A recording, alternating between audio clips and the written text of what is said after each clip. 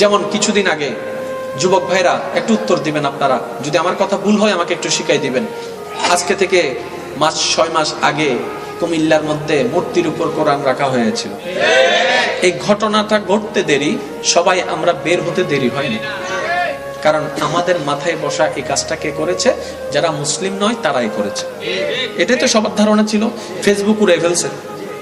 আমার Facebook official page থেকে যখন কোনো পোস্ট দিচ্ছিলাম না, অনেকে আমাকে গালাগালি শুরু করছে, মোকাররম বাড়ি কোনো পোস্ট দেয় না কেন, মোকাররম বাড়ি কোনো পোস্ট দেয় না কেন, কোনো বক্তব্য দেয় না কেন, কোনো কিছু দেয় না কেন।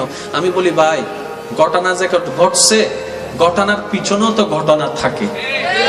আগে আমাকে বুঝতে তো দাও জিনিসটা করলো কি। এবার আপনারা, আমি বলছি আপনারা একটু মনে করে দেখেন, সবাই নামছে, কম বেশি সবাই নামছে কি নামে নাই? যুবক ভাইরা বলেন না, মিছিল হয়েছে কি হয় নাই, আন্দোলন হয়েছে কি হয় নাই, মানববন্ধন হয়েছে কি হয় নাই। আবার এইটাকে ইস্যু করে অনেকে রাজনীতি খেলে অনেক মন্দিরের মধ্যে হামলাও, দিন শেষে বাইরে দিব হন। নাম কি? এবং মারি দিন দাও আসবে শুনো হইলে আরো জোর হন। হারাত দলর ইতারান না, ইকবালি নিতারান ন হারা ইয়ার বত্তাকুল সুবগি হোয়াটসঅ্যাপ তার মেসেজ নদের, ফেসবুক আর কিছু নদের, কিরে বদ্দা সুপকা, আই এম সরি। তাহলে যে জিনিসটা ঘটলো, একটু খেয়াল করবেন, আজকে আপনাদের দোয়ায় আমি অদম অযোগ্য সবচেয়ে নিকৃষ্ট ব্যক্তি এখানে আলোচনা করছি। কালকে যখন এটা ইউটিউব ফেসবুকে যাবে, কয় অ্যাঙ্গেল থেকে ভিডিও হচ্ছে একটু খেয়াল করেন। 18-20টা, এক একটা অ্যাঙ্গেল এক একটা সাইড দেখাচ্ছে। কথা বলেন না? এটা ক্যামেরাটা বাদ দিলাম, এবার মোবাইলের হিসাব করেন। তাহলে আমি একজন এই জায়গায়, কারো ফেসবুকে আমার ডান দিক, কারো ফেসবুকে আমার বাম দিক, কারো ফেসবুকে আমার সামনের দিক। তার মানে বোঝা যাচ্ছে একজন মানুষকে ভিডিও করেছে 10 জন।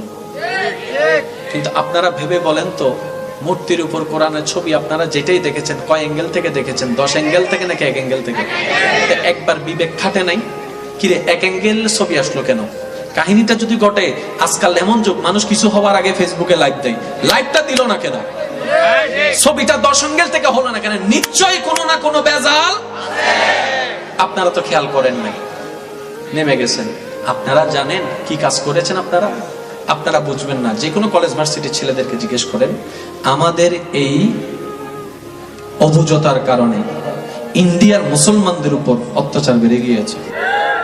জিজ্ঞেস করেন, যে কোনো ছাত্রকে জিজ্ঞেস করেন। আমরা যখন এখানে নেমেছি, আপনি তো ইন্ডিয়ান নিউজ গুলা দেখেন নাই। তারা যখনই নিউজ করে এমন ভাবে করে যেন বাংলার মুসলমানরা বিধর্মী ভাইদের উপর অত্যাচার করে। এবার সত্য মিথ্যা তারা যাচাই করে না, আপনার আমার মতো আবেগী ওইখানেও আছে। এবার তারা যখন দেখতে পারলো যেখানে মুসলমানরা বাংলাদেশে পূজা করতে দেয় নাই, পূজা মণ্ডপ বন্ধ করেছে, ধ্বংস করেছে, লন্ডভন্ড করেছে, কারণ তারা যাচাই করতে চায় না, তারা নেমে আমাদের মুসলমান ভাইদেরকে হত্যা করতে লেগেছে। এবার বলেন এই দায়ভার কে নিবে? সেজন্য আবেগেরও দরকার। এবার আমার কথায় কেউ কষ্ট পেতে পারে।